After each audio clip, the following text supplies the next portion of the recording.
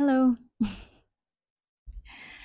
So this is my first ever um video and may konting nerbiyos pero mas kinikilig ako kasi finally I already started this. Kasi medyo matagal ko na siyang iniisip gawin, mga ilang months na rin. So a little background kung bakit ko nga 'to ginawa.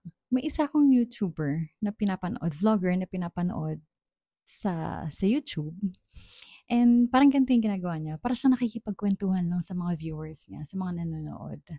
Pero kasi ang stories niya ay horror and minsan adult content, gano'n. Siya si Ate Bebs. So, na-inspire ako sa kanya na gumawa rin ng sarili kong, ah, videos. Pero kasi ang malapit na stories para sa akin ay kuwento ng mga mommies as a mom and wife myself. So, dito sa channel ko, yun sana yung gusto kong, pag-usapan, pagtsikahan ng mga mommy stories.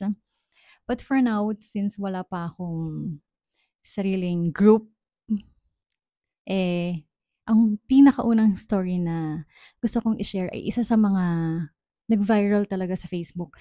Hindi ko kilala kung sino yung original na nag-post. So, hindi ko siya matanong kung okay lang ba na i-share ang story but I hope sana okay lang sa kanya.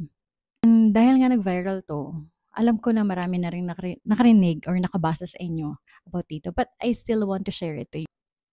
By the way, before we start, I'm Mami Lance, and this is my YouTube channel, Buhay May Bahay, at sana, makakuha tayo ng iba pang viewers, especially mommies, na manonood and makikipagtsikahan sa'tin.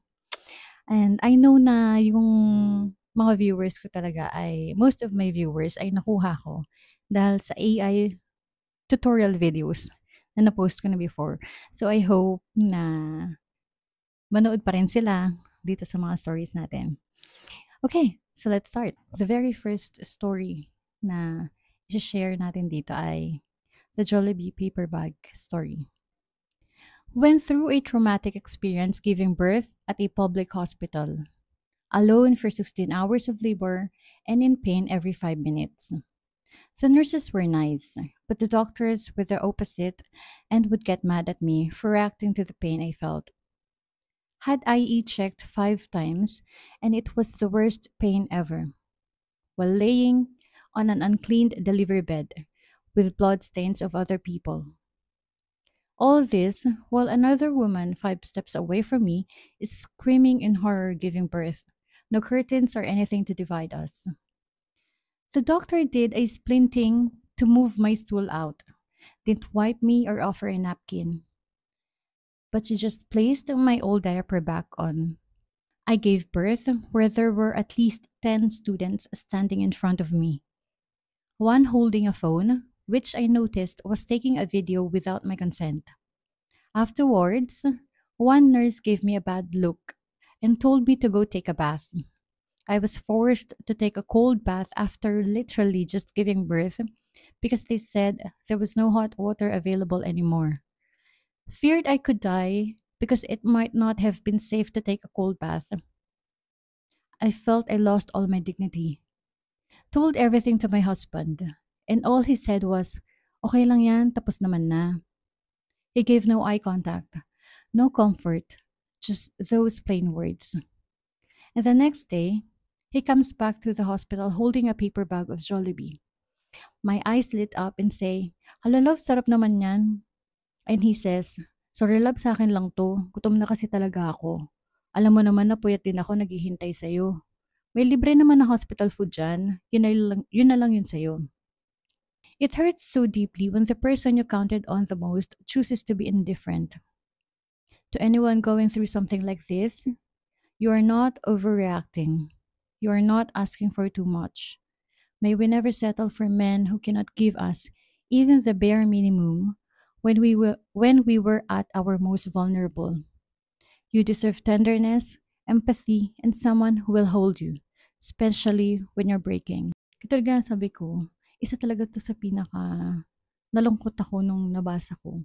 Siguro kasi alam ko, naiintindihan ko yung feeling ng bagong panganak, 'di ba, na tama sobrang vulnerable ka, yung parang alam mo sa sarili mo na kailangan ko talaga ng help. So, kaya siguro iba rin yung naging dating niya sa'kin.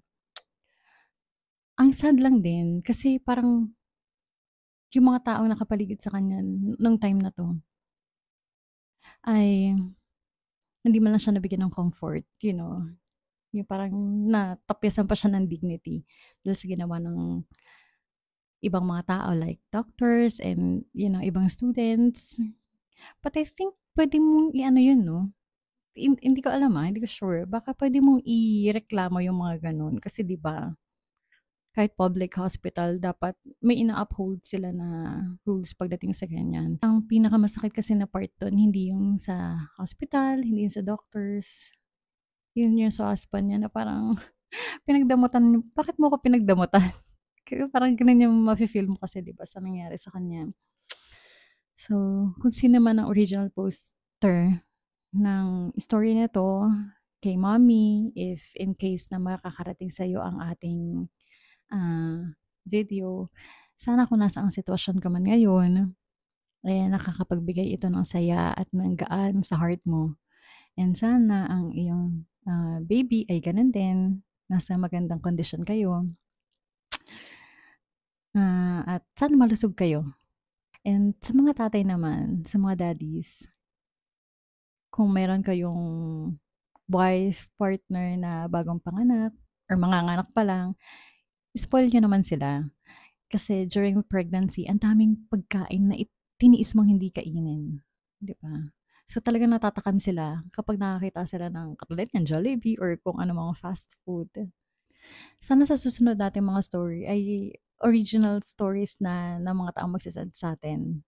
But for now, iniisip ko na gumawa ng Facebook group kung saan puwede niyo ring mai-send ang inyong mga stories, especially ang moms na may gustong i-share.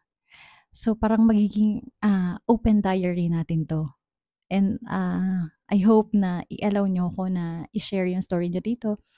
Hindi naman natin i-she-share yung identity niyo, puwede nating i-hide 'yan. Yung story niyo lang talaga yung i-she-share natin. And pasensya na kayo kung medyo hindi ko pa gamay kung paano ba talaga 'to gagawin, but I want this to be as natural and raw as possible.